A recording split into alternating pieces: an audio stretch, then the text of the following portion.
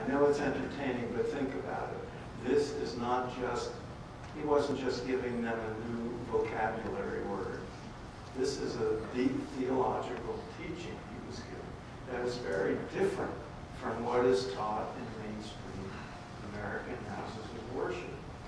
He was taking divinity from something out there and placing it within us. This is very profound stuff. And this has been going on for a long, long time. I want to give you an overview of the history now. As Swamiji said, this is a 5,000-year-old tradition. We have a few minutes. In my case, I'm covering a couple of hundred years of history in a book that took years to write and was painfully cut from about 500 pages down to 350. So I'm going to give you a quick overview. The story of Vedanta in America, yoga in America, begins in the early 19th century and matures in the middle of the 19th century with the people who came to be known as the American Transcendentalists, principally Ralph Waldo Emerson and Henry David Thoreau and Walt Whitman. How many have read Emerson? Emerson has been called America's Plato because he's sort of our founding philosopher. If there's anything called an American philosophy, Emerson is the father of it. I think of him as America's Shankaracharya. He was our first real Advaitin, our first non-dualist. And if you look at his writings, you will see he explicitly speaks about how important the Vedic literature that was coming into New England when he was a boy and that he read growing up and as a student at Harvard. He explicitly says how important that was to him, and he praises it throughout his life. But in most of his philosophy, he doesn't mention Sanskrit words or quote Hindu sources. He combined it with his own thinking, his own insights, certain Western philosophers, and it came to be called Emersonian. But if you read it, it is pure Vedanta in exquisite American prose.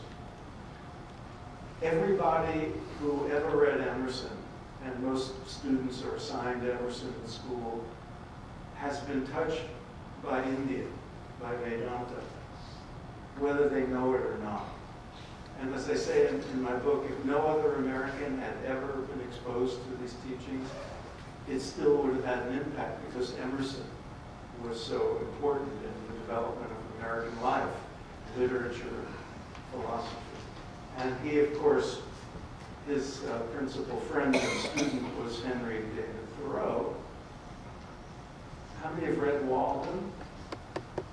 Almost every student in America now reads Walden. And in Walden, Thoreau calls himself a yogi.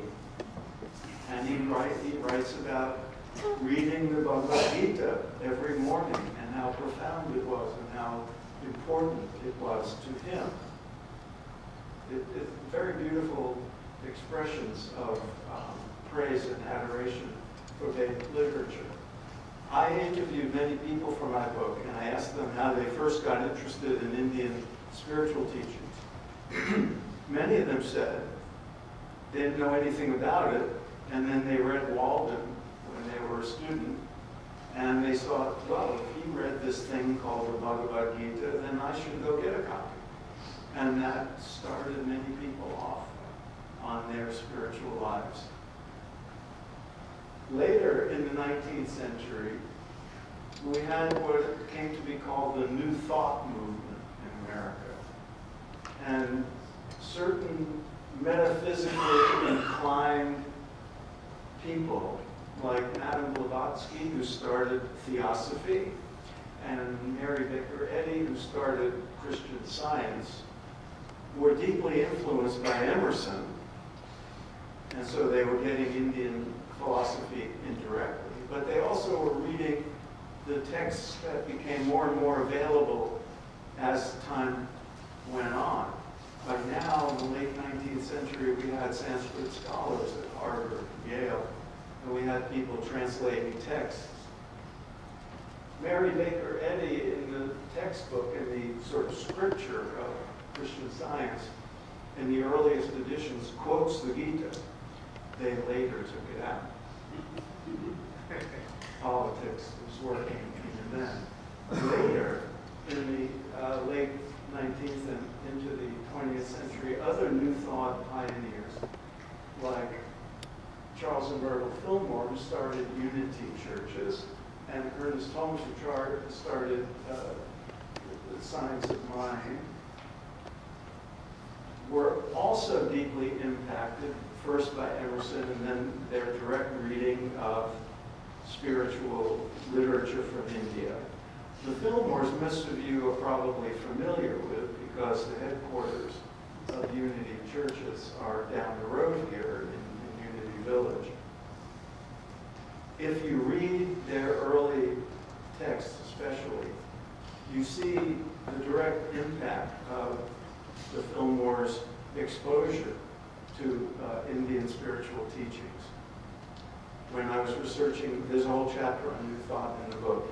These are very important developments because these New Thought churches have had a big impact on Americans, especially American spiritual seekers who were not content with mainstream houses of worship. And they continue to this day. I think unity is bigger than it ever was. And so are the churches of religious science started by Holmes. And every Sunday, hundreds of thousands of people attend their services all over the country. And many of them have no idea they're being influenced by India because the core principles on which these movements were founded were rooted to a certain extent in Vedantic and yogic ideas, teachings, and then adapted. And the current ministers may never mention a word of Sanskrit, but these people are being influenced. If you look at the founding principles and the core principles of New Thought churches, you will see that they're very Vedantic. They're also important because it was these people, the early New Thought proponents and their followers, who were the principal audience for the gurus and swamis who came here early in this history. Which brings us to 1893. Charles and Myrtle Fillmore were at that World's Parliament of Religions where Swami Vivekananda spoke. Now, I don't have to tell you, most time I have to say more about Vivekananda, but I don't have to tell this audience, and Swamiji has already told you a great deal. You've already heard a lot. I want to just say a few things about the tremendous importance he holds in the history of American spirituality. And from the point of view of an objective, a student and a researcher writing a popular history,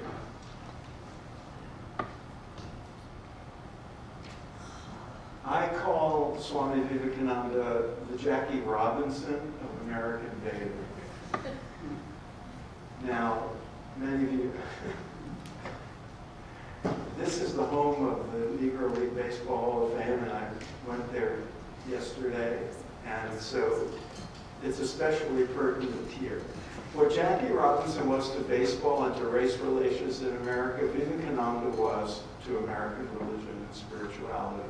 He was the first to come here, the first to break through certain misconceptions and prejudices and erroneous ideas about India and about Hinduism, about the East. He set the template for all the gurus who were to come over the course of the next century or more.